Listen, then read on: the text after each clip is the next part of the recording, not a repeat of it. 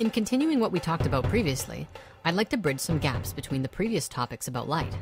In the beginning, we talked about spiritual light from a perspective of infinite energy that is everywhere and encompasses all things, from which all things come from and which all things return to. I want to explore what source energy actually means. How can we make sense of it with our modern understanding in the third dimension? And more importantly, what does it mean to you? We know in science that everything is energy. All of the food, the light bouncing around, the animals, the people, the trees and the plants, even the furniture. It's all energy. Some of it is alive, which means an essence of life flows through it and compels it to grow, act, and sometimes do crazy ass things. I know that essence of life is a little vague. It's hard to describe even for me. While today there are many sciences and researches delving into that ultimate question, what is a soul? There is still no concrete answers to this question. Despite this, I'd like to not throw the baby out with the bathwater, and so I'm going to do my best to describe what I've come to know based on my research and life experience on this topic. And I'm very interested in exploring this question both scientifically and spiritually. So when I say life essence, what I'm describing is the difference between a person and a couch. One is alive, it has life, it has a soul. Or perhaps this physical vessel, the body, has spirit flowing through it. It has consciousness, it has awareness. There's something about it that's magic. That spirit or life is what can create a couch. But a couch cannot create life, at least not yet.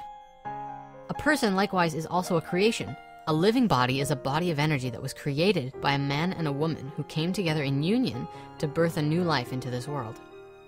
So what this means is that we are all creations and we are all creators. We can create both living and non-living things. So what does this have to do with source energy? When we're talking about this grand and mysterious source energy, let's just try and be real and keep it tethered to the third dimension, our physical world. It's easy to go out into the mystical, magical universe, but that doesn't really help us grow right here, right now. So first of all, let's define what these words even mean. The modern definition of source is a place, person, or thing from which something comes or can be obtained. Even older before that, the etymology of source is support or base, which comes from the old French word which meant beginning, described as a fountainhead of a river or stream. So when we ask the question of what is source energy, we get to take a look and see all of the fractaling layers of where something comes from. In this case, us. As Carl Sagan said, if you wish to make an apple pie from scratch, you must first invent the universe. Thank you very much. At the largest scale of our source, we indeed have the whole universe. The source field of energy that brought about the manifestation of our solar system came from what we often describe as the Big Bang. And then, of course, all of the interactions within this vast sea of galaxies inside the universe. Yeah, we're in there somewhere. On a level beneath that, we have our sun, a source of life on this planet, shining its life, keeping us warm, and giving us the energy that the Earth absolutely needs in order to sustain life on this planet. On a level beneath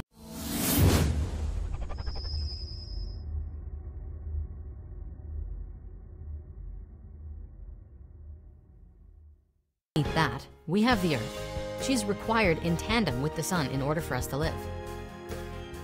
As we continue to fractal it down, we start to get to levels that most people don't often consider to be source energy, if only because we don't really think of it. The source of the food we eat comes from plants. It also comes from some animals. We'll leave the health and moral discussion of eating meat out of this video, because the fact of the matter is, humans eat a lot of it, whether it's good for us or not. The source of the water we drink comes from lakes, rivers, and streams. A large source of our electricity right now comes from our manipulation of oil, gas, the splitting of atoms, and the movement of water. And that's something that I think a lot of us would desire to change into something new, that works with nature instead of against it. And perhaps the most important source of all is each other. See, without your parents, you would not have been born. Without your close friends and loved ones, your world would be empty and cold.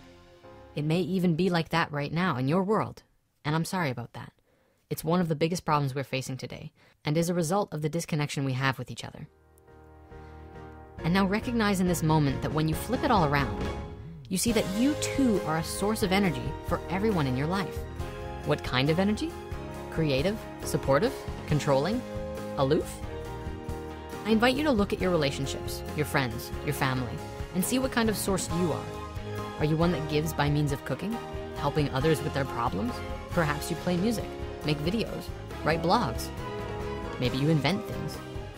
The moment that someone comes into contact with your energy, whether it's in person or online or through something that you made, you become a source of energy and awareness for them to receive. And we are all connected.